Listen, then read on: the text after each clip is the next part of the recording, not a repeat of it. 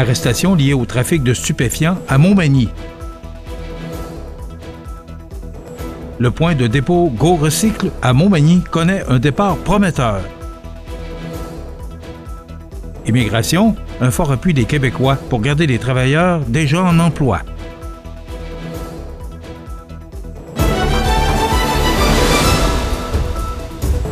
Vendredi 27 février 2026. Bonjour mesdames et messieurs et bienvenue à votre bulletin d'actualité sur le réseau de télévision CMA TV. Les policiers de la Sûreté du Québec ainsi qu'un maître chien ont procédé jeudi matin à des arrestations et à des perquisitions dans le secteur de Montmagny pour des infractions relatives au trafic de stupéfiants ainsi qu'à des infractions à caractère sexuel.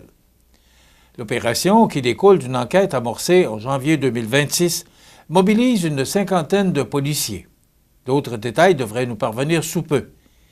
Les arrestations visent principalement des membres présumés reliés au Blood Family Mafia, le BFM. Toute information en lien avec le trafic de stupéfiants ou les infractions à caractère sexuel peuvent être communiquées confidentiellement à la Centrale de l'information criminelle de la Sûreté du Québec au 1-800-659-4264. Quelques mois après sa mise en service, le point de dépôt Go Recycle de Montmagny affiche un bilan encourageant et témoigne de l'engagement des citoyens envers la protection de l'environnement. Installé au garage municipal, ce service permet de récupérer, de façon sécuritaire, les appareils domestiques contenant des gaz réfrigérants, particulièrement nocifs lorsqu'ils ne sont pas traités adéquatement. Et depuis son ouverture en avril 2025, 135 appareils ont été déposés par la population. Ces gestes concrets ont permis d'éviter le rejet d'environ 116 tonnes de gaz à effet de serre dans l'atmosphère. Les appareils récupérés ont ainsi été détournés des sites d'enfouissement et traités selon des normes environnementales rigoureuses. Le programme Go Recycle assure la récupération sécuritaire des gaz réfrigérants et permet de valoriser jusqu'à 97 % des matières composant les appareils. Rapporter un vieux réfrigérateur ou un climatiseur représente donc une façon simple et efficace de réduire son empreinte environnementale tout en contribuant à l'économie circulaire.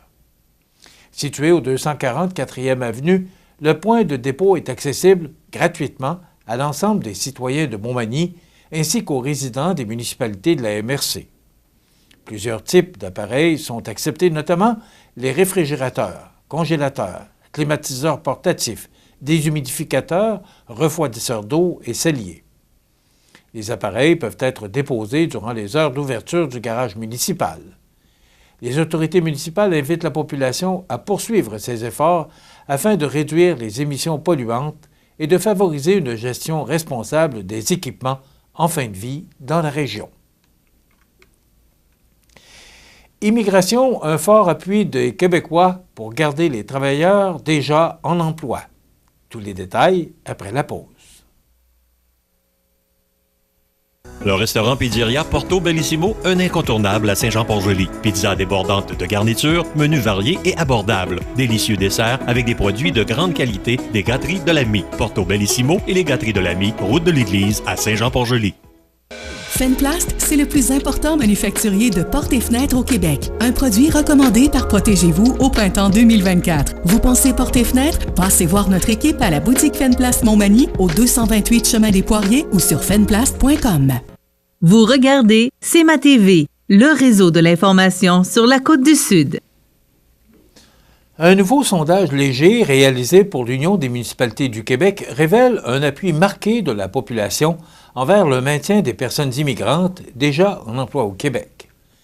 L'enquête menée du 20 au 22 février dernier démontre que 83 % des Québécois estiment que ces travailleuses et travailleurs devraient pouvoir rester dans la province.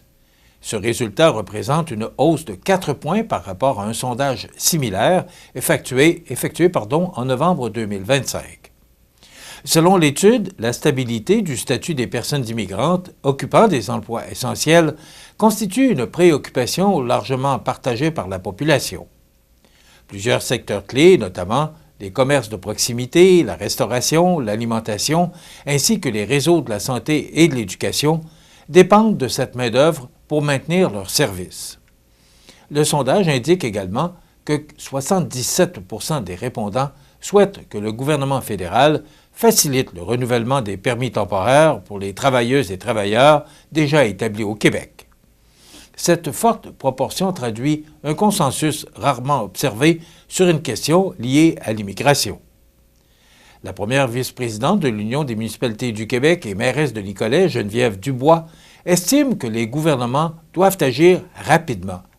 Elle soutient qu'une clause de droit acquis devrait être mise en place pour certaines personnes touchées par les changements de programme, en plus de conclure une entente Québec-Canada afin d'assurer le renouvellement des permis de travail. L'Union des municipalités du Québec insiste, enfin, sur l'importance d'assouplir les règles actuelles du programme des travailleurs étrangers temporaires afin de permettre aux municipalités et aux entreprises de conserver une main-d'œuvre essentielle à leur développement économique et social partout au Québec durable. La Bibliothèque de Montmagny élargit son offre de services éducatifs en proposant désormais un service de prêt gratuit de télescopes, une initiative réalisée en collaboration avec l'organisme Exploratiel. Ce nouveau programme vise à rendre l'astronomie accessible à l'ensemble de la population et à encourager la découverte scientifique directement à domicile. Déjà bien implanté dans la région grâce à ses ateliers d'initiation à l'astronomie offerts 2 dimanches par mois, Exploratiel franchit ainsi une nouvelle étape avec ce projet. Les activités destinées aux personnes âgées de 8 ans et plus combinent théorie et exercices pratiques dans une ambiance conviviale permettant aux participants de mieux comprendre les phénomènes célestes. Avec ce nouveau service, les citoyens peuvent emprunter des ensembles d'astronomie complets comprenant 2 télescopes héritage 150p de marque Skywatcher. Le matériel prêté inclut également un cherche-étoiles, un monoculaire ainsi qu'un guide d'instruction afin de faciliter l'observation du ciel nocturne. Avant de repartir avec l'équipement, les emprunteurs recevront une courte formation personnalisée pour assurer une utilisation optimale et sécuritaire des instruments. Selon Martin Rochette, vice-président et animateur d'Exploratiel, cette initiative permet de transformer n'importe quel terrain en véritable observatoire. Le projet offre l'occasion d'identifier des constellations, d'observer des planètes ou encore d'explorer les reliefs de la Lune, permettant aux familles de vivre des soirées de découverte scientifique sans quitter la maison. La coordonnatrice de la bibliothèque, Chantal Couture, souligne, pour sa part, que l'ajout de ces instruments s'inscrit dans la vision de la bibliothèque comme troisième lieu, un espace ouvert favorisant les rencontres et les échanges. Elle estime que ce service contribuera à stimuler la curiosité et à élargir les horizons des citoyens, jeunes et adultes. Les personnes intéressées peuvent obtenir davantage d'informations sur les modalités de prêt, les ateliers d'astronomie et les formations requises en consultant la section « Services » du site web de la Bibliothèque de Montmagny. Grâce à cette nouvelle initiative, l'exploration du ciel devient désormais accessible à tous, un soir étoilé à la fois. Enfin, la municipalité de Saint-Pamphile a récemment accueilli ses nouveaux résidents propriétaires lors d'une activité organisée le dimanche 22 février dernier au Centre culturel Godendard. Cette rencontre conviviale, mise sur pied par le comité famille et aînés, visait à favoriser l'intégration des nouveaux arrivants et à leur faire découvrir les services offerts dans leur nouveau milieu de vie. Pour l'occasion, le maire Mario Leblanc, accompagné du directeur des loisirs, Alexandre Bourgault, a présenté les élus municipaux ainsi que les différents services offerts par la municipalité. Cette présentation a permis, au niveau citoyen, de mieux comprendre l'organisation municipale et les ressources disponibles pour les familles et les aînés. Chaque famille participante a reçu un sac d'accueil composé de cadeaux offerts grâce à la collaboration de plusieurs entreprises locales, dont Guy Chouinard Câble TV, la Coop Saint-Pamphile, le Centre socio-culturel Gérard Ouellette, Promutuelle Assurance, le dépanneur Arnois, la boutique La Pagaille, la cueillette Jardin-Forêt, la pharmacie Isabelle Caron et Myriam Miville-Godbout, Gym Action, la jungle de compagnie, les services équestres, Berlinguette ainsi qu'Élisabeth. La boutique La Pagaille et Promutuelle Assurance ont également contribué à la réussite de l'événement en offrant la collation et le café servis aux participants, contribuant à l'ambiance chaleureuse de la rencontre. L'activité a aussi été l'occasion pour les nouveaux citoyens de découvrir le Centre culturel Godendard et l'exposition du pain sur la planche, qui présente un aperçu de l'évolution économique de Saint-Pamphile au fil du temps. La municipalité a tenu à remercier Geneviève Théroux et les membres du comité famille et aînés pour l'organisation de cette activité d'accueil.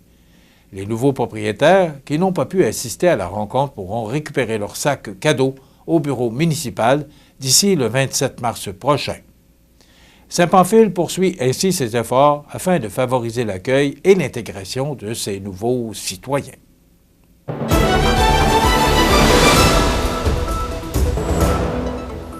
Au sport, voici les matchs disputés dans les différentes ligues régionales de hockey cette fin de semaine. D'abord, dans la Ligue de hockey junior 3A, l'Everest de la Côte-du-Sud disputera de nouveau 2 rencontres en fin de semaine, alors qu'elle est impliquée dans une lutte à finir pour le 5e rang du circuit Fixby. Tout d'abord, vendredi, les Rangers de Montréal seront en visite à l'Aréna de Montmagny dès 19h45. Il s'agira de la rencontre des 20 ans pour l'organisation. Dimanche, l'Everest visitera les Condors du cégep Beauce-en-Palache au centre sportif Lacroix-du-Til-Canam à Saint-Georges. Dans la Ligue junior 2A, suite à la victoire du PSG de Lotbinière, qui a nivelé la série 2-2 avec un gain de 10-3 dimanche dernier, le 5e match de la série opposant le Caron Industrie au PSG de Lotbinière sera présenté ce vendredi 27 février à 20h30 à l'Aréna de Saint-Pamphile. Dans la Ligue de hockey Côte-du-Sud, maintenant, rappelons que le Giovannina de Sainte-Marie passe au prochain tour éliminatoire ayant éliminé le Family Prix de Saint-Joseph en 4 parties. Quant aux autres équipes qui doivent disputer un match numéro 5 de cette série, le Décor Mercier se rendra à l'Aréna de Saint-Charles pour y affronter les Éperviers ce vendredi à 20h55. Si un 6e match était nécessaire, il aura lieu le lendemain, samedi, à l'Aréna de Montmagny à 20h30, alors que si la série se rend jusqu'au 7e match, il pourrait être présenté le 1er mars à 1h qui reste à préciser. La série opposant le Pavage Jéricho de Saint-Jean-Port-Joli au Plastic Mort de Saint-Damien se poursuivra ce vendredi à 21h à Saint-Jean-Port-Joli et, si nécessaire, les matchs 6 et 7 auront lieu successivement à Saint-Damien le samedi 28 février à 19h30 et à Saint-Jean-Port-Joli le dimanche 1er mars à 1h restant à préciser. Du côté de la série opposant les Mercenaires de Lotbinière aux Hunters de Saint-Prosper, les 2 équipes s'affronteront ce vendredi 20h30 au Centre récréatif de Saint-Gilles et le lendemain 16h30 au Centre récréatif des Jardins de Saint-Prosper.